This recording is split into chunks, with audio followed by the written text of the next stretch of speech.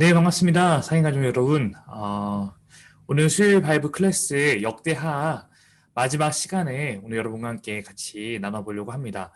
오늘 우리가 함께 나눌 내용은 분열왕국의 마지막 4명의 왕들에 대해 다루려고 합니다. 여호아하스, 여호야김, 여호야긴, 시드기야 이 4명의 왕인데요.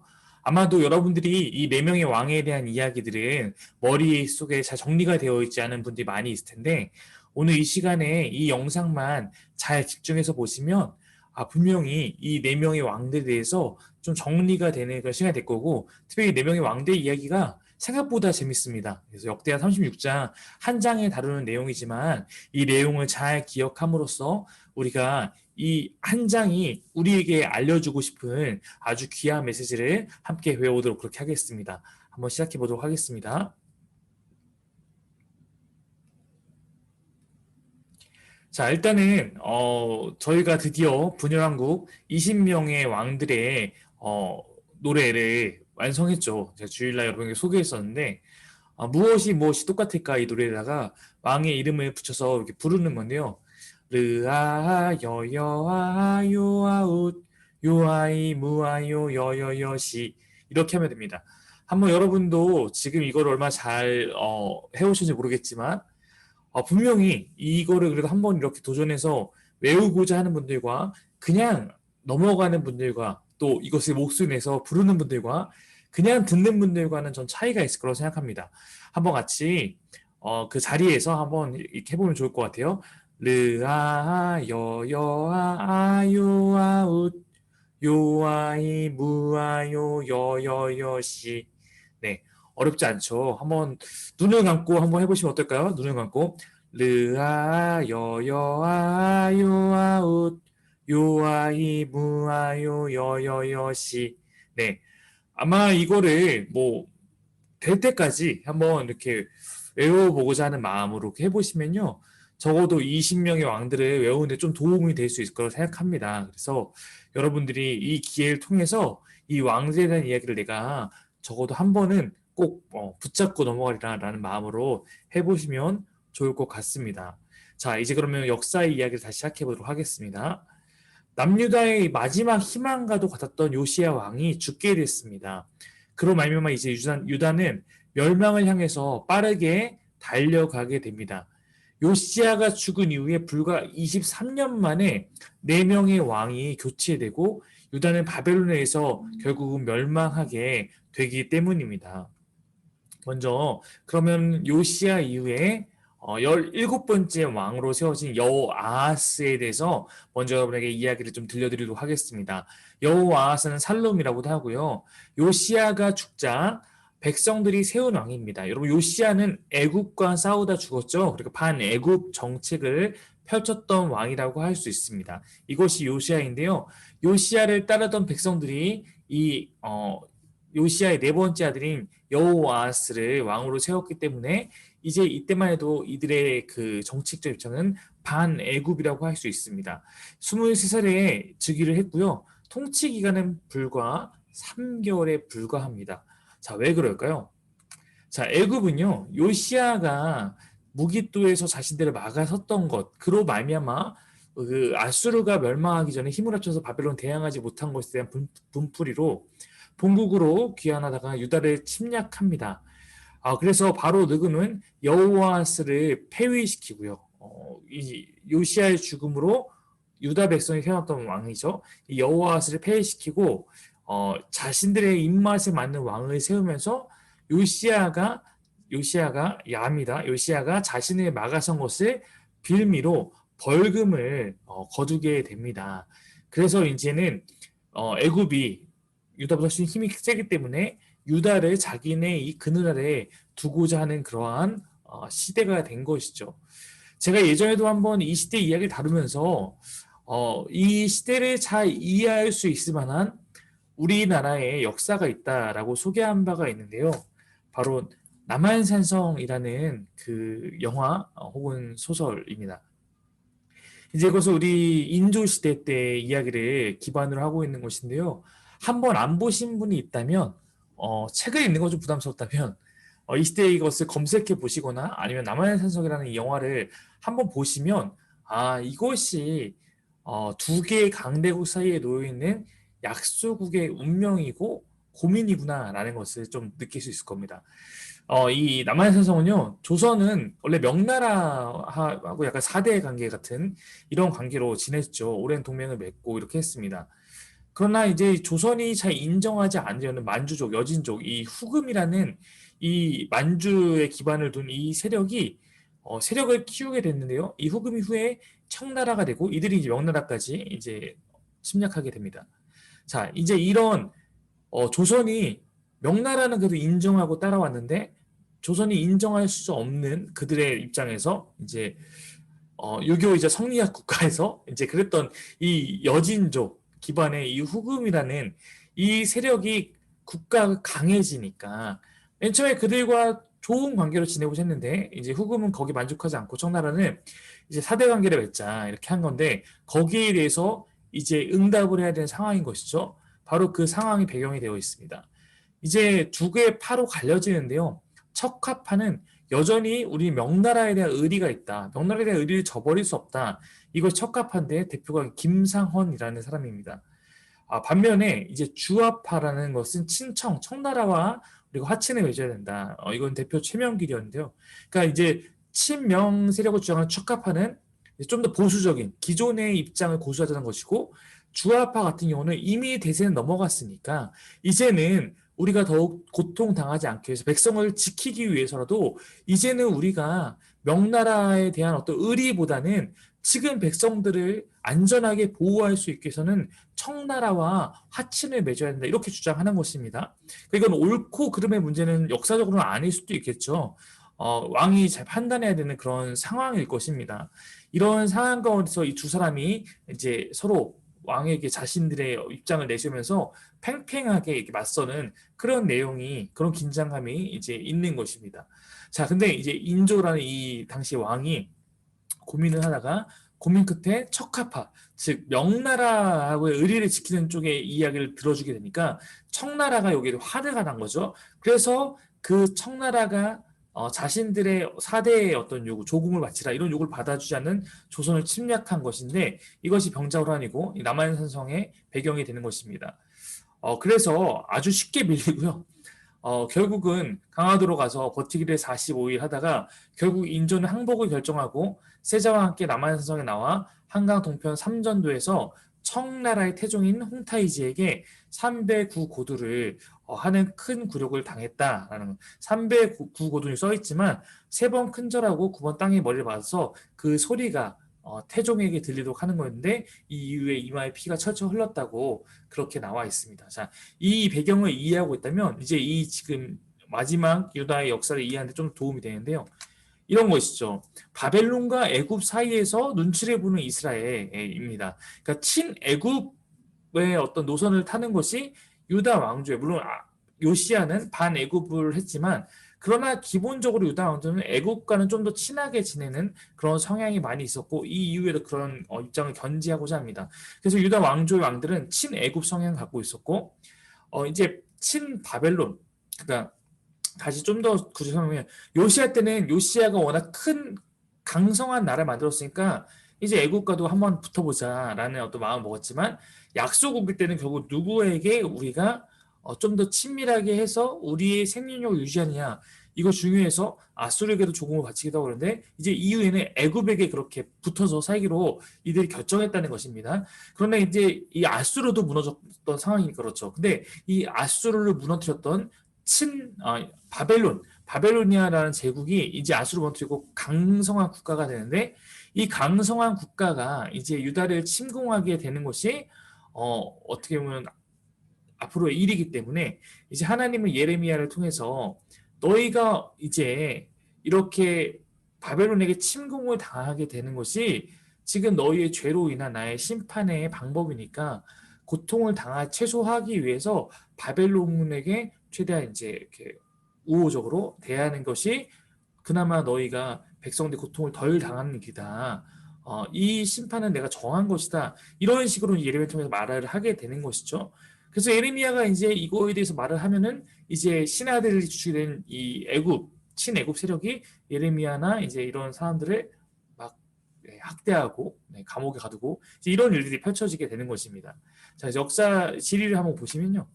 이제 가운데 이제 화살표 가운데 예루살렘 유다가 있다면 오른쪽에서는 이제 오른쪽 아수르까지 평정한 바벨론 제국이 이제 서진을 하고 있는 것이고 애굽은 항상 밑에서 이제 북쪽으로 올라오려고 해서 이 두 강대국이 싸우는 시대가 됐던 것입니다. 아수르는 무너졌고요.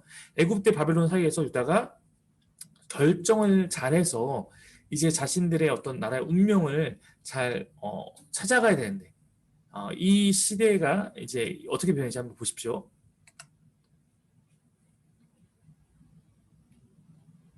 자, 제가 세력을 좀 표시하는데요. 네, 애굽 그다음에 파란색, 바벨론 노란색. 앞으로도 제가 글씨를 애굽 파란색, 바벨론 노란색으로 쓰려고 합니다. 그래서 그렇게 좀 표시해서 제가 여러분께 안내해 드리도록 하겠습니다.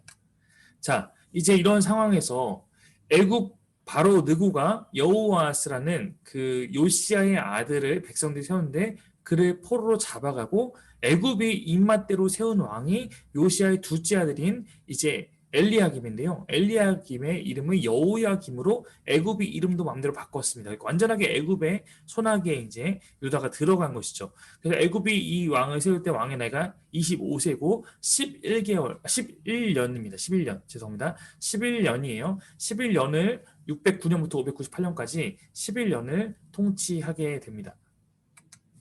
자, 이 여호야김은 당연히 친애굽 정책을 피게 됩니다. 백성에게 세금을 징수해서 애굽에 조공을 바치는 그러한 일을 계속하게 됩니다. 여호야김이 왕이 되었을 때 그는 25살이었고 그는 예루살렘에서 여러 한 해 동안 다스렸는데 그는 주 하나님께서 보시기에 악한 일을 하였다. 단순히 이것이 약소국가의 뭐 왕의 비극 이런 걸 말하려는 것이 아니라 이 왕이 이 11년이라는 그 적지 않은 기간 다스리면서 그 안에서 애굽을 따르면서도 여전히 하나님과는 전혀 다른 하나님을 의지하지 않고 뜻을 따르지 않고 하나님 싫어하시는 일을 행하는 그런 길을 갔다는 것입니다. 그래서 여호야김이 이 기간에 우상 숭배로 다시 되돌아가게 하고요. 선지자들을 핍박하는 그런 일들을 벌이게 됩니다. 네. 그래서 자 이제 뭘 말하고 싶은 거냐면요. 이 여호야김이 통치한 4년이 됐을 때 애국과 바벨론이 한판 세게 붙게 되는데요. 그것이 바로 이 갈그미스라는 지역에서 붙게 된 것입니다. 갈그미스에서 바벨론과 애굽이 힘을 모아서 한판 빡 붙은 것이죠. 자 여기서 누가 승리하냐면 바벨론이 승리하게 됩니다. 자 그래서 605년에 갈그미스 전투에 승리한 느부갓네살은 바벨론 왕입니다. 유다를 침략해서 친애굽 세력인 여호야김을 포로로 잡아갑니다. 후에 이 왕은 다시 돌아온 것으로 보이는데요. 이때 여호야김만 잡아간 것이 아니라 이 시기에 바벨론에서 함께 포로로 끌고 간 사람도 있었는데 그들을 바벨론 1차 포로라고 부르는 것이고 남유다의 유능한 천재 소년들을 데려가게 됩니다. 이때 다니엘과 세 친구들이 끌려가게 된 것입니다. 이것이 605년대의 일이었습니다. 자, 그래서 애굽의 봉신국가에서 갈그미스 전투 이후에는 바벨론의 봉신국가가 되었죠. 이것이 여호야김의 유다였습니다. 그런데 이제 다시 여호야김이 바벨론에 좀 붙어서 그렇게 살아가다 보니까 601년에는 즉 4년 뒤에는 애굽이 바벨론과 싸워서 이번에 애굽이 이긴 거예요. 그러니까 다시 친애굽 정책으로 다시 돌아서게 됩니다. 자, 그로 인해서 바벨론은 아니 이 왕을 우리가 포로로 잡아갔다가 그래도 우리 뜻대로 잘 다스리자고 왕으로 다시 앉혀줬는데 배반하고 애굽으로 가보니까 화가 나서 유다를 다시 침략하게 된 것이죠.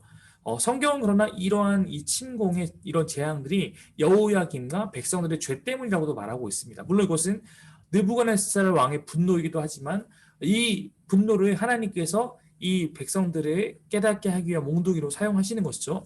왕은 심판을 외치던 우리아 선지자를 죽이기도 했고 예레미야가 기록한 하나님 말씀 불태우는 등 죄를 저질렀기 때문입니다.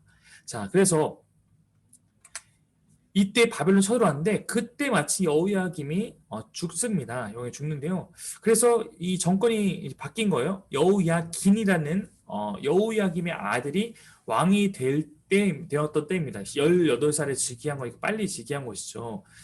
그런데 그러자마자 석 달 열흘 만에 이 바벨론이 쳐들어와서 유다를 침략하게 되는 것입니다.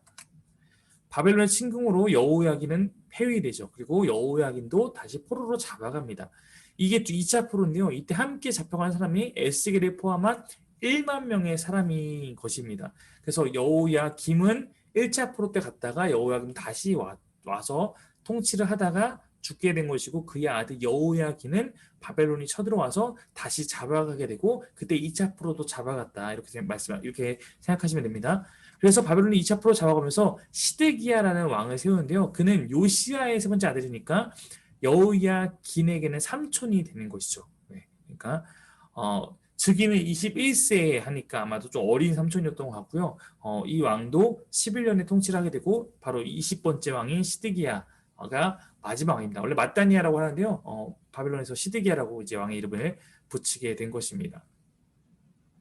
자, 그런데 시드기야가 유다 왕조의 지기 전통과 같이 애굽편에 쓰는 거예요. 그래서 자기들 자신을 왕으로 지금 바벨론을 배반하게 된 것입니다. 또한 그는 마찬가지로 여호와 보시기에도 악한 일을 행하는데요. 지도급 인사들인 제사장들과 일반 백성도 크게 죄를 지었고요. 이방인 모두 역겨운 일을 따라했으며 마침내 그들은 주님께서 자신의 것으로 거룩하게 하신 예루살렘 성전도 더럽히고 말았다. 즉 이 시대가 아까 얘기했듯이 단순히 지금 강대국 사이에서 약소국가의 비극과 슬픔을 말하고자 하는 게 아니라 그 상황에서도 이들은 하나님의 명령을 계속해서 버리고 하나님께 예배하고 하나님 붙드는 것을 계속하지 않음으로 말미암아 더욱더 이들의 멸망을 계속해서 앞당기고 있었다. 이렇게 생각하시면 됩니다. 자, 그리고 그들은 하나님의 특사를 조롱하고 하나님의 말씀 무시하고 하나님의 예언자들의 비웃었습니다. 그러다가 마침내 자신의 백성을 향한 주님의 분노가 치솟으시니 백성을 바로잡을 길이 전혀 없었다. 즉 이제는 심판의 완전한 때가 이르러서 하나님께서 이 유다라는 나라를 더 이상 나라로 보존하지 않고 바벨론에게 멸망시킬 그 때가 되었다라는 것이 시드기야 때에 나타난 일입니다. 이 시드기야는 예레미야를 감금하기도 했고요. 예레미야는 아까 했듯이 친바벨론 성향의 말을 하는 선지자였습니다. 그가 정치적이란 것이 아니라요. 하나님께서 이 유다 백성에게 너희에게 바벨론을 통해서 내가 너희를 심판하는 것을 정해졌으니까 너희가 최대한 고통을 덜 받기 위해서 내 뜻대로 해야 된다라고 예레미야 통해서 알려주신 거거든요. 그러나 따르지 않습니다. 그리고 여러 선지자들의 말에 따라 친애굽 정책을 펼치게 된 것입니다. 예레미야 38장에 나오는 내용이에요. 그래서 하나님 바벨론 통해서 유다를 심판하시게 됩니다. 느부갓네살 침공해서 성전이 이때 완전히 파괴되고요. 더 이상 예레미야 통해서 이곳은 성전이 아니다 했던 얘기 기억하시죠? 수많은 사람이 포로로 잡혀가게 됩니다.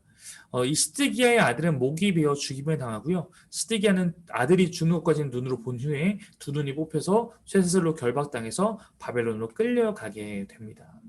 자, 그래서 남유다가 멸망을 완전하게 당한 거예요. 이제 성전도 없어지고 주권도 없어지고 바벨론에게 안전하게 조공을 바치는 국가 정도 아니라 바벨론에게 아주 포로가 돼서 끝난 것입니다. 자, 남유 멸망이 586년인데요. 이때 지금 이 36장 21절부터 23절까지가 바로 역대하의 제일 마지막 부분 세 절입니다. 이에 토지가 황폐하여 땅이 안식년을 누린 같이 안식하여 70년을 지냈으니 여호와께서 예레미야 입으로 하신 말씀이 이루어졌다. 예레미야가 했던 것이 너희가 바벨론에게 70년의 포로생활을 하게 될 것이다 예언했었거든요. 바사의 고레스 왕 페르시아입니다.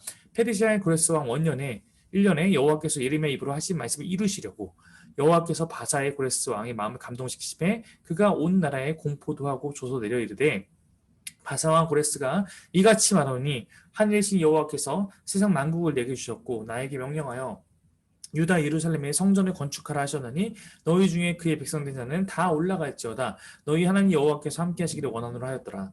우리가 이 역대기의 첫 시간에 바사왕 고레스의 이 조서에 따라서 이들이 올라오게 되었고 바로 역대기는 이 귀한 민들에게 너희가 어떻게 해야 되는지를 알려주는 책이다. 그래서 역대기는 이 성전을 짓기 위해서 올라온 이들의 사명과 이들이 어떻게 하는 가운데서 이제 삶을 살아야 되는지를 알려주기 위해서 쓰는 책이다 이렇게 말했죠. 성전 파괴가 586년에 있었고 이 1차 귀환민들이 성전 건축에 사명을 갖고 와서 성전을 지은 것이 516년입니다. 그러니까 70년이라는 이 포로 기간, 어떻게 보면 유다 땅의 안식년, 죄악으로 가득했던 그 땅이 다시 새롭게 되어야 하는 시간들이 70년의 시간이 이렇게 가게 된 것입니다. 역대기는 이렇게 함으로 말미암아 이제 이 내용을 이렇게 연결시켜주면서 다시 그들의 역사를 통해서 이제는 너희가 어떻게 살아야 하는지를 알려주는 그러한 책이다. 아마도 여러분이 이 역대기를 이제 어떻게 이해해야 되는지 조금은 아시지 않았을까 생각합니다.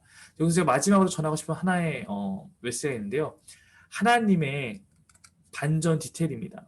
무슨 얘기냐면 비록 유다는 하나님 뜻대로 살지 않았기 때문에 돌이키라고 할 때 돌이키지 않았기 때문에 멸망을 당하고 포로가 되지만 다윗의 후손을 지켜주겠다고 약속했던 하나님의 그 다윗 언약에 대한 신실함은 여전히 유효합니다. 하나님은 신실하신 분이니까요. 그래서 우리가 포로로 잡혀갔던 19대 왕이었던 왕들 중에 가장 나이가 어렸던 20대 왕인 시드기야는 삼촌이었으니까 가장 어린 왕이었던 여호야기는 바벨론의 포로로 끌려가서요 37년 동안 그곳 감옥에 있다가 석방됩니다. 바벨론 왕은 그를 선대하고 필요한 것을 제공해주고 이로 말미암아 그가 그 땅에서 살아가게 됩니다. 유다 멸망 전에 바벨론으로 여호야긴을 옮기셨고 다윗의 혈통을 그 땅에서 그렇게 보존하신 것입니다. 그래서 하나님은 다윗 언약을 지킵니다. 그래서 후에 페르시아 시대에 유다가 아까 귀환했다고 했잖아요. 그 일의 책임자가 됐던 스룹바벨은 바로 여호야긴의 손자입니다. 그러니까 여호야긴이라는 왕을 포로로 끌려고 가게 했지만 그 땅 가운데서 그 여호야긴을 지키시고 그의 후손을 지키셔서 스룹바벨이라는 손자를 통해서 다시 백성을 데리고 오게 하는 그런 놀라운 일들이 펼쳐진 것이죠. 왜 이것이 중요하냐? 왜냐면 예수님은 다윗의 혈통으로 오시겠다고 역대기에도 약속되어 있지 않습니까? 바로 이 역대기가 구약의 마지막 시대에 어떤 그런 이야기를 다루고 있다면 이제 신약 시대는 다시 한번 족보를 다루면서 이 내용을 말하고 있는 것이죠. 그래서 여러분 마태복음 1장을 지금까지 어떻게 보셨는지 모르겠지만 이렇게 보면 굉장히 의미 있어 보이죠. 여고냐가 바로 여호야긴의 이제 이름인데 여고냐가 그의 형제들을 바벨론의 왕이 잡아갑니다. 바벨론 사로잡혀간 후에 그 여고냐가 스알리를 낳고 스알릴이 스룹바벨을 낳았으니까 스룹바벨은 여고냐, 즉 여호야긴의 손자인 거죠. 그 이후에 귀환한 백성들 안에서 이 스룹바벨의 자손이 쭉 번성하여 살다가 보면은 마지막 1장 16절 보면 그래서 이 스룹바벨의 후손으로 요셉이 이제 탄생하게 되는데 이 요셉은 마리아와 결혼했기 때문에 마리아와 요셉 사이에서 예수가 남으로 말미암아 예수님께서 요셉의 혈통대로 바로 다윗의 후손으로 오신 그 하나님의 약속을 이루게 되는 그러한 일들이 기록되어 있는 것입니다. 여러분 이렇게 보면은 진짜로 성경이 참 대단한 책이죠. 우리가 지혜로 쓴다고 해도 이렇게 쓸 수 있을까? 저는 불가능할 거라고 생각합니다. 역사와 하나님의 말씀을 보면 그래서 하나님이 어떤 분인지 우리는 고백하고 찬양하고 그분을 의지하고 살아가는 것이 결국 우리가 헛된 일이 아니라 우리가 가장 믿음직한 우리가 가장 의지할 만한 그런 분이 여호와 하나님이라는 것을 우리가 함께 고백하게 되는 줄로 믿습니다. 네, 여기까지 우리가 역대기의 한 2달여의 산책을 잘 마쳤습니다. 여러분이 이 시간들을 잘 복습해가고 정리해가면서 이 시대의 이야기를 잘 머릿속에 새기셔서 이것을 발판으로 다시 역대기나 열왕기하, 열왕기 상하를 볼 때 조금 더 이것이 기초가 되었으면 좋겠고요. 그로 말미암아 관련돼 있는 우리가 함께 잠깐 다뤘던 스바냐나 그다음에 예레미야나 이사야나 이런 여러 이 시대의 사람들에 대한 이해도 함께 해나갈 수 있다면 그리고 신약까지 이 구약의 이 신학을 연결시킬 수 있다면 여러분이 성경을 보는 눈이 하나님의 뜻을 이해하는 눈이 한층 더 성장할 거라고 믿습니다. 우리 마지막으로 남유다 왕조송 다시 한번 올려보고 마치도록 하겠습니다. 르하하 여여하하 요아훗 요아히 무아요 여여여시 르호보암 아비야 아사 여호사밧 여호람 아하시아 아달랴 요아스 아마샤 우시야 요담 아하스 히스기야 므낫세 아몬 요시야 여호아스 여호야김 여호야긴 시드기야 여기까지 남유다 20명의 왕이었습니다. 여러분들에게 도움이 되는 시간이 되었길 바라며 우리 오늘도 좋은 하루 잘 보내시기 바라겠습니다. 감사합니다.